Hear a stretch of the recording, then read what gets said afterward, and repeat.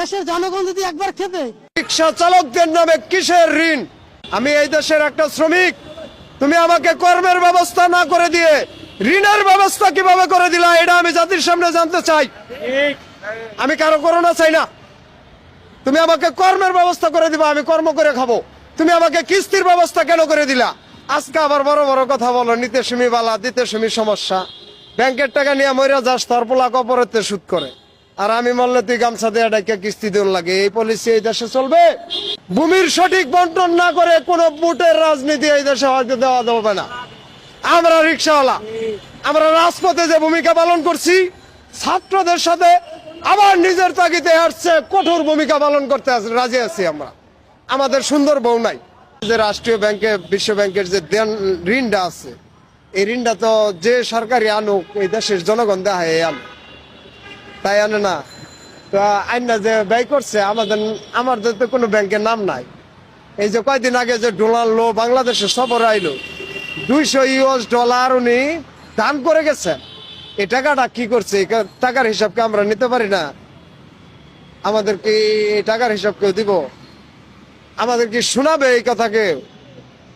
কিন্তু সাহায্যটা কেউ বড় বড় কয়েকজনের ভাগ করে খাওয়ার জন্য দিয়ে গেছে। 3 খাতে বিনিয়োগ করার অগ্রাধিকার নিয়ে ওই টাকাটা রাখছে ওরা। আমরা সবকিছু জানি, পরিকল্পিত ভাবে শোষণ করে ওরা ইউরোপ আমেরিকা বাড়ি করবো। আর এই রিক্সা চালকরা কিছু কইতে গেলে বলবে বেশি কথা বল। আপনি ওই যে ছাড়বেন না, অনেকে ফেসবুকে ছাড়ছে, অনেকে কমেন্ট করছে ডক্টর ইউনূসের কিস্তির ব্যাপারে। তো ভাই, যারা কমেন্ট করছে তাদেরকে বলি এই কথাটা আপনারা ছাড়বেন। আমরা কিস্তি নিতে চাই না। ব্যাংকের অর্থ সঠিক একটা হিসাব করেন। আপনি ঋণ নিচ্ছেন, মরে গেলে আপনার পোলাই দিব, আর আমারে কিস্তি নিয়ে দিচ্ছেন, মরে গেলে আমার লাশ ডাইকা থেকে কিস্তি দিব। এই যে নিজের বুঝটা বুঝা 40 রাম রাম যে ডাকতেছেন, রিক্সাওয়ালা করে কইতাছেন নেশকে, ব্যাংকের টাকার হিসাবটা করবি তোর বাপের জন্মে রইলে। তুই তোর বাপে জন্ম দিয়া থাকে, যারা কমেন্ট করছে যে ব্যাংক কিস্তির টাকা নেশকে, তাদের যদি খালুর জন্মের না হয়, তাহলে ব্যাংকের টাকার হিসাব করব। আমি কিস্তি কেন নিব? আমি কিস্তি কেন নিব? আমি এই দেশের একটা শ্রমিক, তুমি আমাকে কর্মের ব্যবস্থা না করে দিয়ে ঋণের ব্যবস্থা কিভাবে করে দিলা, এটা আমি জাতির সামনে জানতে চাই।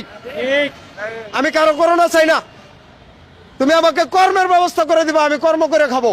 তুমি আমাকে কিস্তির ব্যবস্থা কেন করে দিলা? আজকে আবার বড় বড় কথা বলো, নিতে সুমি বালা দিতে সুমি সমস্যা।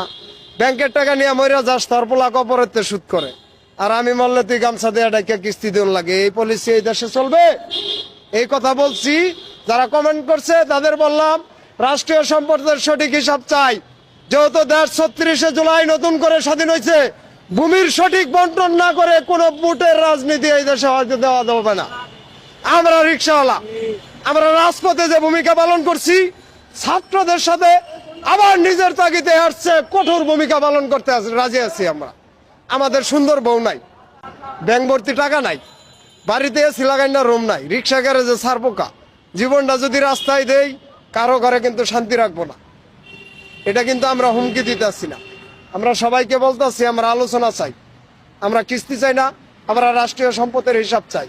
পাইলে আমি নিব, না পাইলে আমি দিব। বিশ্বের কাছে আমি দেনা থাকতে চাই না। আমার উপরে রাষ্ট্রীয় কোনো সুবিধা নাই, তাহলে রাষ্ট্রীয় ব্যাংকে রিক্সা চালকদের নামে কিসের ঋণ, এটা জাতির সামনে ক্লিয়ার করতে হবে। রিক্সা চালকদের উপরে সরকার কোনো কিছু আমদানি করে আইনা ব্যয় করে না, তারা অপচয় করে না, তারা সাশ্রয়ী, তারা নিজের দেহ শেষ করে নিজেদের সংসার চালায়। আজকে তোমরা তাদেরকে উল্টা কথা বলো, উল্টা কথা। বিদেশতে ভুয়েলেন না, বিদেশতে ভুয়েলেন না, ভর্তুকি দিয়া তোমরা গাড়ি চালাইতেছ, আর আমি পেট্রোল মেরা চলতেছি। তুমি আমারে কও যে তুমি কিস্তি নাও কে? আমার কিস্তি নেওয়ার কোনো প্রয়োজন নাই। প্রিয় দেশবাসী, আপনাদের কাছে রিক্সা চালকদের পক্ষ থেকে আমার অনুরোধ, আমরা কিস্তি চাই না, রাষ্ট্রীয় সম্পদের সঠিক হিসাব চাই।